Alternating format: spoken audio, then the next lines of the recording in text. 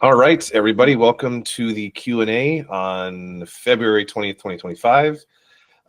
We will be talking about our current diet plans and what we're doing, what our goals are, and kind of where we're headed with both of our cuts and everything. And actually, Coach Amanda is also doing a cut.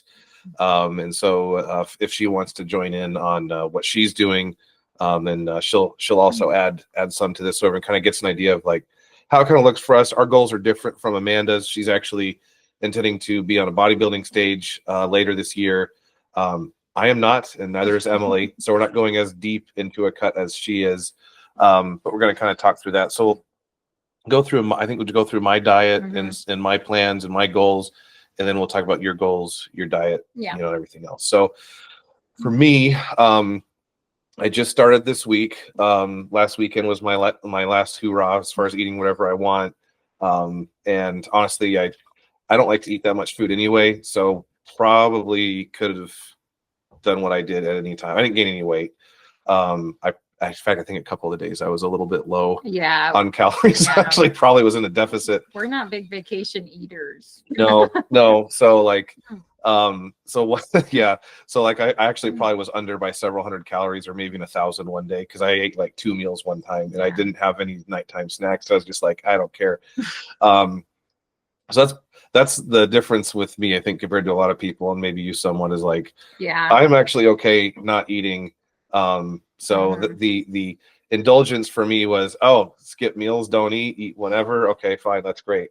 Instead of eating, 5 times a day, 4 times a day, like protein shakes and stuff. Yeah. So the main thing that I usually do, obviously, is cut carbs. That's the like gas pedal, for weight going up or down. Protein stays the same. Fats stay roughly the same. Although if we can reduce fats a little bit, we take that opportunity, which we did with my current diet. So maintenance for me is about 3,500 calories up to 4,000. I can eat 4,000 calories as long as I keep it low fat, high carb, high protein, and I'm reasonably active. I still maintain on that. So 3,500 to 4,000 calories is maintenance for me. We've calculated I'm about 2,400 calories, I think, with the current diet plan. Yeah, somewhere in there, about 2,400 calories. Protein is about 250 a day. And fats, I think, about 70. And then carbs are around 100. I think it almost came to really round numbers. I think it's more than 100. It's like the low hundreds. I can't remember numbers. I mean, and that's down from being around in the like lower 200s, basically. We basically cut 100 grams of carbs and about probably 30 to 40 grams of fats to do this. I'm eating the same number of times per day. And actually, what I'm eating is still mostly the same.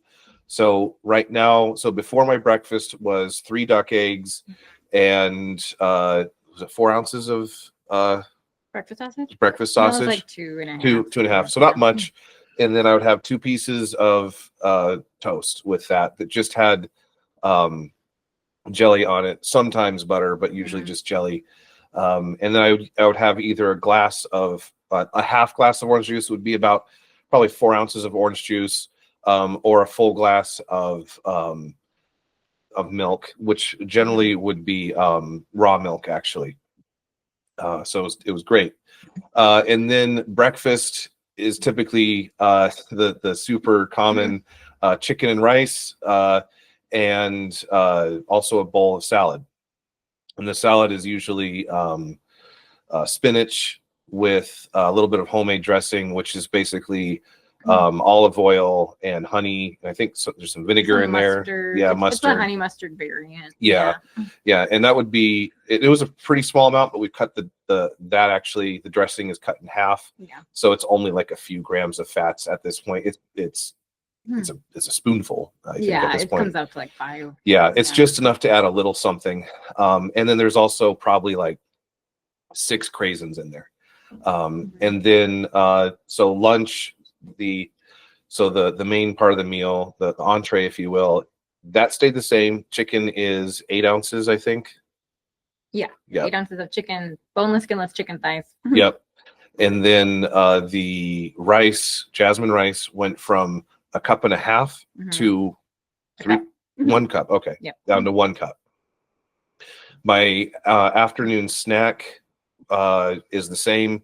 It's a protein shake with fruit, although sometimes I don't have the fruit, which is not the best for health necessarily, but it cuts some calories. And so usually I've just been doing the protein shake and getting a little bit more fruit at night. And then dinner, we have, I know we're working on the cookbook.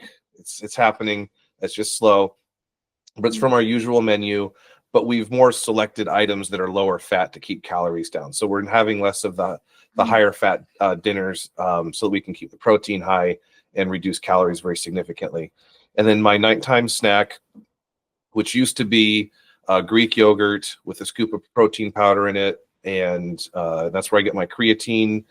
And we also put a little bit of vanilla extract in there, mix it up, and then we'd throw blueberries in there or other fruits sometimes, and a sprinkle of granola for texture. And some honey. Yeah. And now we've taken out the honey and we've taken out the granola. So it's just fruit and yogurt with a scoop of protein.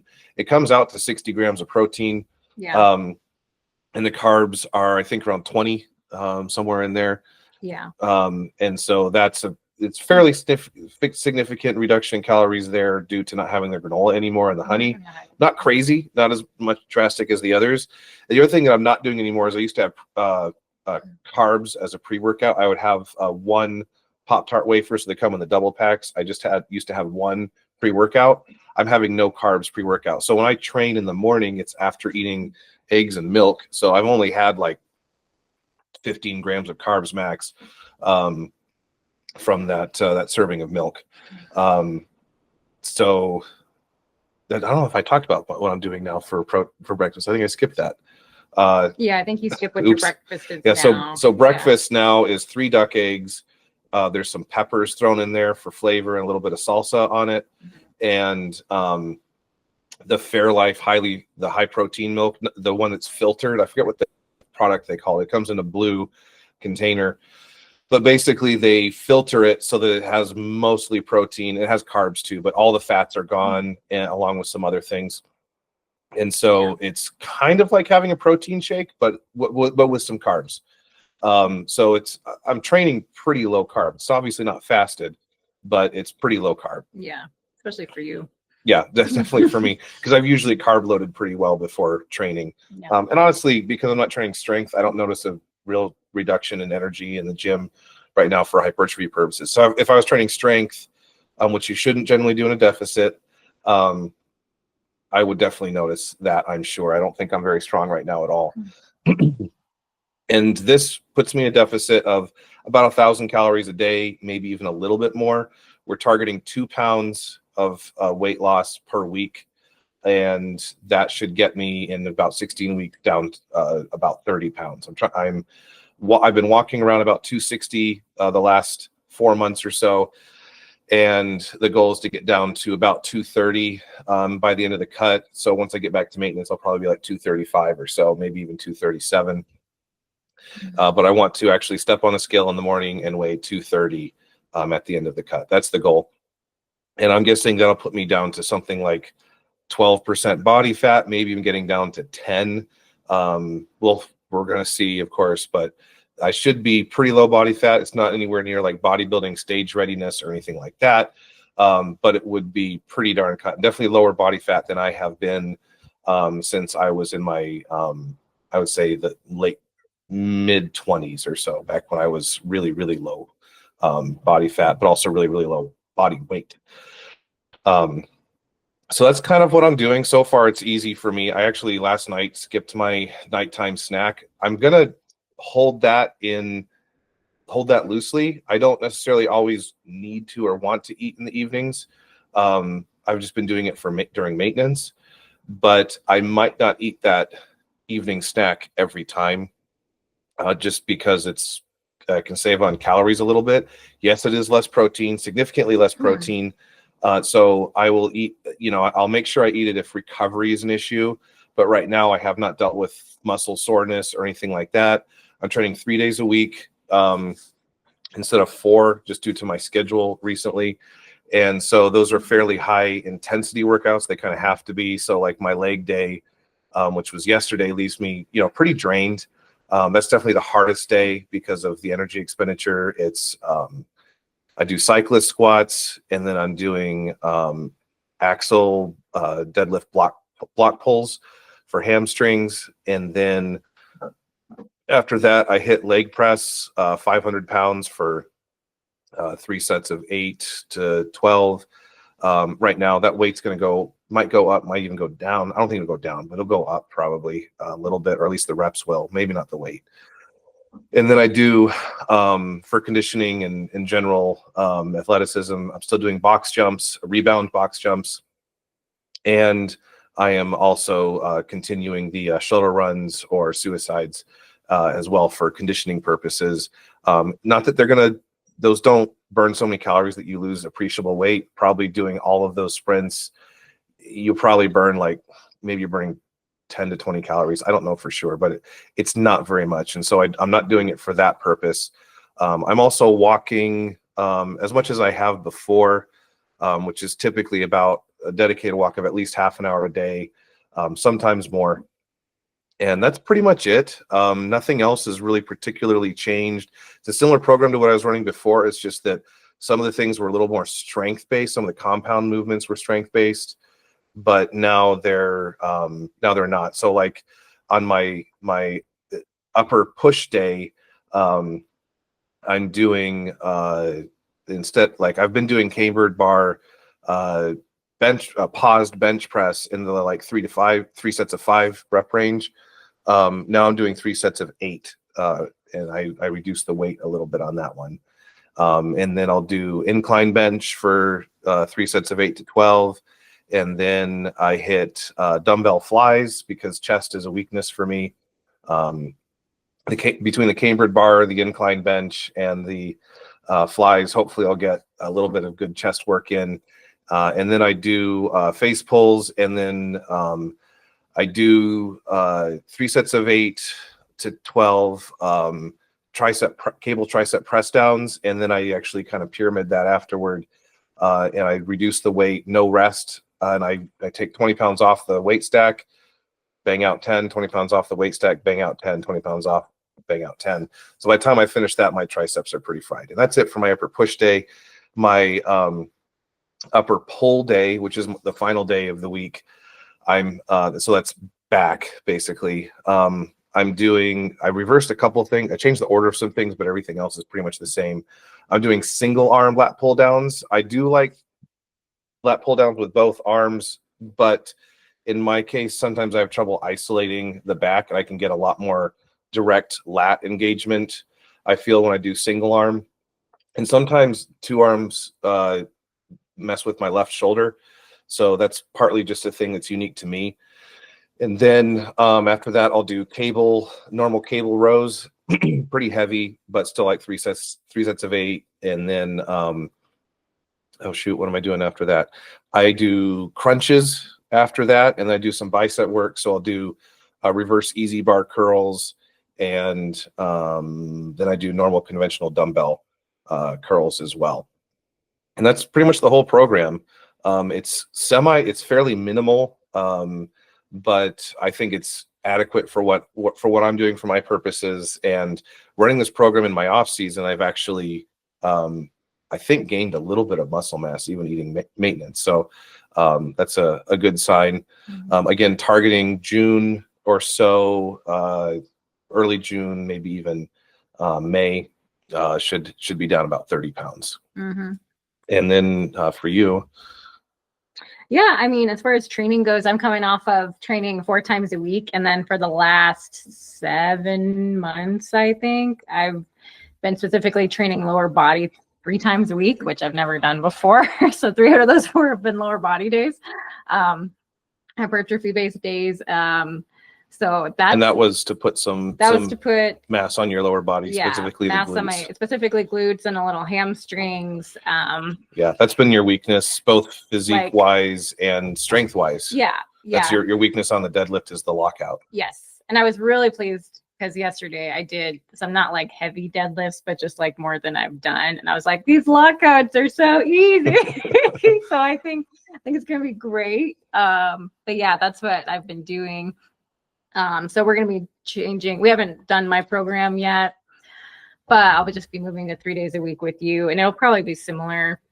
We'll just change up the exercises, but it'll be a lower body day, an upper body day, and then like a back, biceps, core day of some sort. Just change up the exercises for variety's sake and not doing anything too heavy. You want to talk about why you don't like heavy stuff when you're losing weight? Yeah, maybe after you're done. Okay, Let's do cool. that. All Yeah, right, that's a good idea. Finish that up. But and so I've been maintaining at between 146 and 150 for the past 3.5, 4 months now. And so. And what did you weigh at the end of your last cut? I think it was 144 or 142, like depending on the day. So I like creeped up a little bit, which I planned on and was trying to put on some muscle mass. So. Well, and that's water as well. Right. And water. I'm eating, I've been able to eat. So, I've probably been, in the winter, you're naturally like kind of less active, especially if you're in a cold climate. Like we're not in a crazy cold climate, but it's cold enough where wet. It's where wet. we are less active than in the summer. And I haven't put in any extra like effort on the treadmill or anything this winter. Sometimes I have, but I just haven't. But I've still been able to eat a lot more. You've been walking a lot though. I do walk a lot. More I'm just than saying, me. Yeah, I walk more than you. But I'm just saying like activity levels compared to summer have still been down, and I haven't put in like extra effort to change that at all. But I've still been able to like eat a lot, and I've been eating a lot more carbs. I'm holding more water, and so we were just talking about my measurements and stuff like that, and so I have like the best, I would say, like waist to hip ratio that I've ever had, as far as like keeping my waist really small. Not super small, but it only went up. Well, you want to talk what the changes were? Yeah, I mean, from the time I kind of started this last in the fall, I guess it would be like end of summer. My waist only went up like an inch, which with adding carbs and water and just more food volume, like that's actually like really good for me. Yeah, it's less than usual. Yeah, and definitely less than usual. So I still have around a 28-inch waist, give or take a little bit at the moment. And my hips, which we've been trying to grow for different reasons, went up. I don't know what the difference was, but they're 41 inches right now. I thought you said like 2 inches up. Oh yeah, they went up. Oh yeah, I said over around 2.5 inches. Yeah. Yep. So basically a lot of the places on my body went up about an inch around, ish. And so between like carbs and water, and I'm sure I gained a little bit of fat, that sort of thing. I'm actually like really happy with like all of that change, plus my hips going up like a little over 2.5 inches. Like I'm actually like very happy with that. It seems like what we were trying to do probably worked. And so I'm just going to I would like to lose 15 pounds in 16 weeks. So Justin weighs like 100 pounds more than I do, and he's going to be trying to lose weight at about double the rate. So it's probably close to proportionate. As far as what we're doing, I don't plan to he will definitely be leaner than I will be at the end, but that's on purpose. I have no desire to be 12% body fat. I'm probably a little more than 20 right now, would be my guess, like 21-ish, something like that. And so I'll probably get down into the high teens, which I would be extremely happy with. So yeah, and that's kind of my plan. So so because Justin gets to eat more, won't get to eat as many carbs.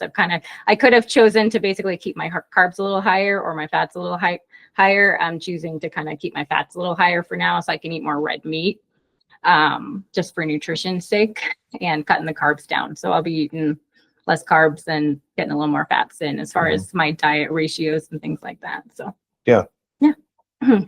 Yeah. And so on the question of like, why don't we do heavy, like low rep heavy work during a cut? There are coaches out there that like to do that. They like to increase weight and reduce total volume during a caloric deficit. I'm in the opposite camp for injury risk reduction. So there's a few reasons. So strength work is very taxing on the body in ways that hypertrophy work isn't. Hypertrophy work is taxing on the muscles. It doesn't, it can, there are some people that are very volume sensitive in their joints, especially people that are over 50, that it can actually, you actually can't do the volume sometimes. And so you have to make some compromises. But when you do heavy work and you're in a deficit, you're going to be more dry. Your connective tissues are more dry, your joints are more dry, and there's just less elasticity. And also you get fatigue from just being in a deficit. And strength work, pure strength type training, is very it's more taxing as far as systemically on your fatigue levels. And so we don't need two things hitting fatigue too bad.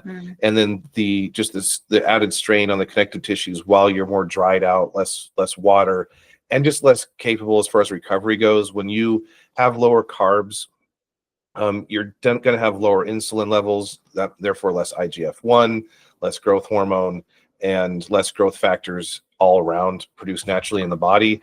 And so your injury risk kind of goes up when you're in a deficit. It's inevitable, and it's not significant or even worth being concerned over if you're not taking risks. But that's why I don't generally prefer being in a deficit while you're doing anything heavy. So I won't be like PRing anything during this time, of course, and I won't be seeking to like do anything real heavy at all. And the other thing is, it's kind of a fool's errand because you're going to be less strong when you're in a cut like this. You don't have the capability to output as much. Your brain's going to be more fatigued. Neurologically, you're not going to be as capable for strength anyway. And so and you also lose your leverages because the muscles are less full. So it's just all around generally a better idea to stay away from strength training. And I've seen this borne out. I've had friends and colleagues who have stuck to fairly heavy deadlifts even during a cut, and they end up, pretty much all of them wind up with glute tendonitis or tendinopathy, really, because we don't know exactly what's happening, or hamstrings, hip issues, lower back issues, and injuries like that that sometimes take months or years to resolve fully, depending on how significant it is and how old the individual is. And so I've generally stayed away from that. Yeah. Cool. You have anything to add to that? I don't think so. Did you want to say anything, Amanda? Do you want to update anybody? Yeah. Sorry, I was in the car earlier, but I'm back now.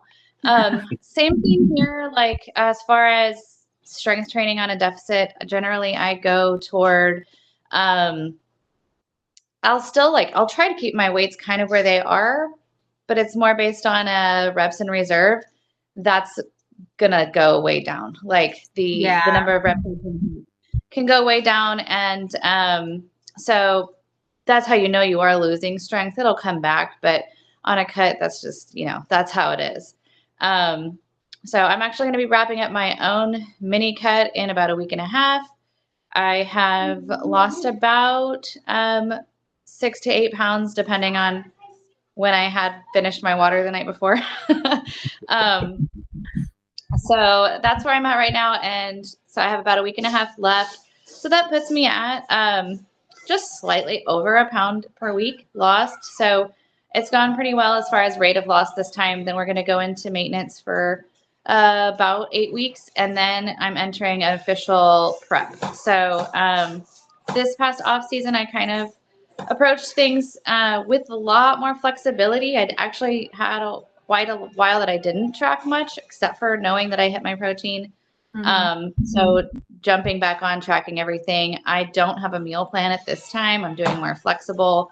But when you're in a cut, that ends up looking really similar every day, even if you're on a flexible thing, just because you can kind of figure out where the puzzle pieces fit and how to do that. When I'm getting to really close to show, I will have a meal plan. Mostly because I don't have a lot of mental energy when I've been on a cut for that long. And so when I have it written down time, it takes a lot of that pressure off of me when I'm trying to decide what to eat. I have it ready already. So it's definitely helpful mental health wise, as well as being able to plan out hitting all my micros. When you get that low in calories, there's there's a lot of rice cakes and protein, like just meat that's completely plain. There's a lot of starches you can't have. So making sure I plan ahead and hit the vitamins and things like that I need to get is really important. So we're not there yet. You guys are going to get to watch me go through that prep. I will have what's called alien face at the end. My cheeks are going to be super sunken. But it's going to be a cool process to be able to share here. So yeah, I mean, other than that, it's just about consistency. Same thing we say almost every week. The only other thing that I add in is cardio. I have cardio all the time, whether I'm off season or not, just because, it's good for you. But it's like 10 minutes a day when I'm in my off season. And when I'm in a cut, it's going to gradually increase week to week. It's easier to increase a little cardio and cut a little bit of calories simultaneously each week. So you don't feel so much like you're having to drop a lot in food. You don't feel like you're adding a whole lot of cardio all at once. They're both happening gradually, and that helps to take the mental load off of it a little bit. So yeah, right now I'm about 30 minutes of cardio a day. So it's really not amped up that much just yet. It'll get to be more. And then I always make sure I'm separating cardio from lifting time. I actually do my cardio fasted first thing.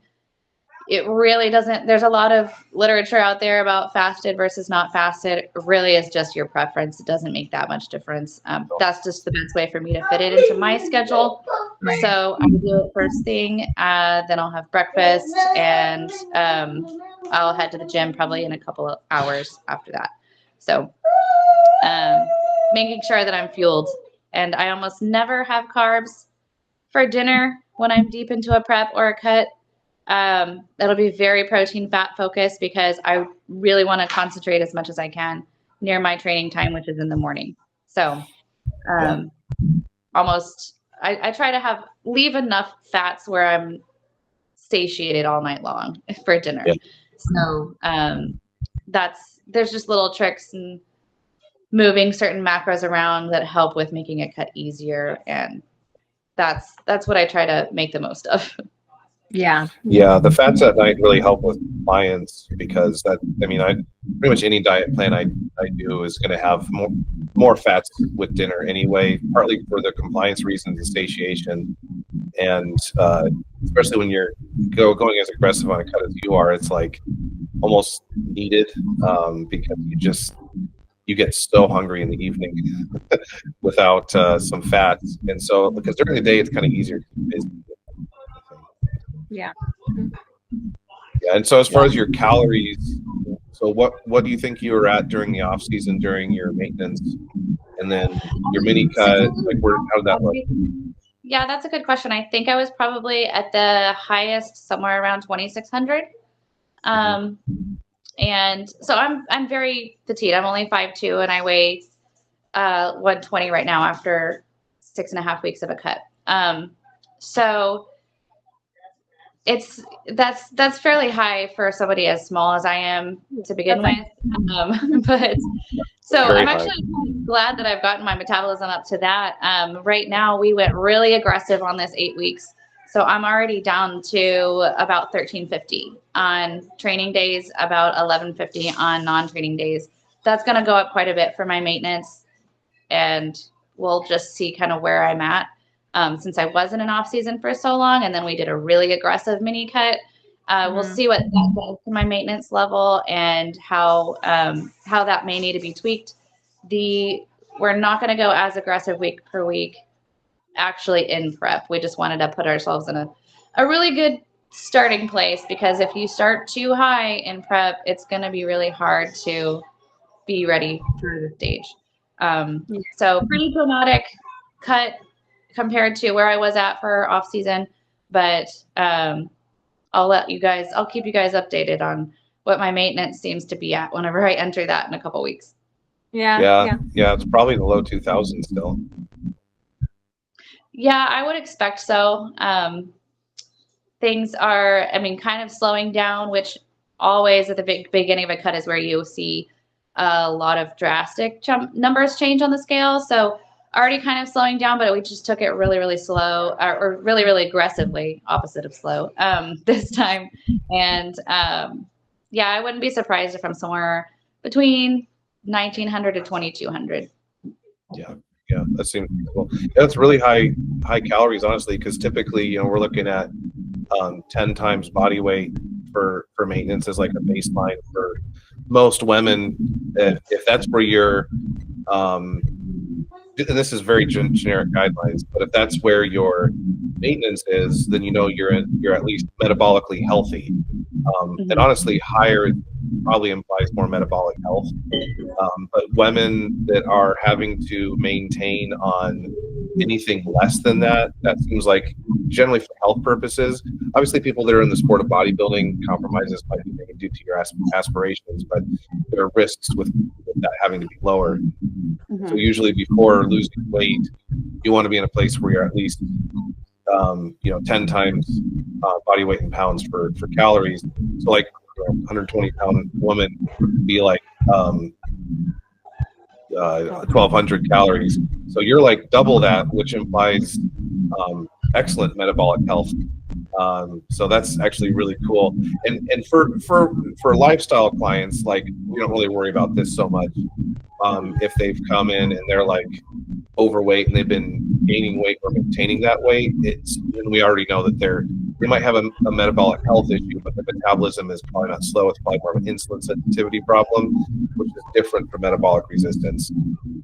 But women that come in that are like, they've been eating, like nothing for like a year and not getting anywhere, that's actually usually a time where it's like, actually, we got to crank up calories for a while to get your metabolism where it needs to be, because you've been resistant. Thyroid's probably shut down. Hormone production is probably just in the tank. You're tired all the time. And yeah, you can lose weight from that, but it's not usually good for health purposes and can actually further the metabolic issues if you continue. And so for health purposes, we generally, and so like it's great to enter a prep like you are with really high metabolism. And I like what you said about the adding cardio. Once you're in a certain degree of deficit, or I should say targeted fat loss, you kind of have to do that. Like top bodybuilders are doing like 2 or 3 hours of cardio a day towards the end of their prep, because you end up neglecting so many micronutrients if you want to do it just purely through a caloric deficit, and your conditioning on stage won't be as good. A lot of people don't realize this, but most bodybuilders are actually in really, really good cardiovascular condition when they're on stage. Posing is actually metabolically, it's very cardiovascularly intensive. And so like if you're not in good shape, you're going to be out of breath holding poses, walking around the stage and things like that. So you actually have to be, and the texture of your skin changes, the vascularity changes, the stripes won't show if you're not actually in good cardiovascular condition. You just won't get the look that you're trying to get. So you can't get that bodybuilding look on stage without having good cardio. Besides your stage performance will suck, and so you can't hold in your gut when you're out of breath all the time. Yeah. I'm gonna have to get off here, but I just wanted to leave with one last thing.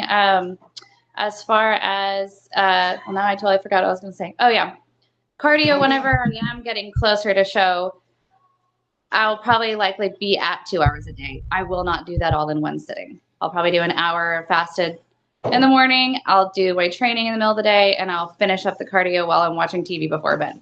Whenever you get to that level of cardio, it is just way too much to do it all at once, and absolutely should not be combined with training time. If you have like 20 minutes of cardio, you can do it right after you train. That's fine. But at that level, you really have to split it up. Yeah, especially because of how little energy you have in that kind of deficit. You can go really hypoglycemic or something. Yeah, if you start getting lightheaded on the bike, it's time to get off. Yeah, it's not worth it. Yeah. Well, cool. Thanks, Amanda, for joining. Really appreciate it. Hey, Anthony, what's up? Hey. All righty. Well, I'll see you guys later. Yep. See you guys later. Cool. Well, that's all I had. Do you have anything else to No, add? I don't have anything else for now. Yeah. Cool. Yeah. Well, thanks everybody who listened in on our update and kind of how things are going. Hopefully it's educational and useful to you guys. If you have questions, let us know. And we'll see you guys all next time.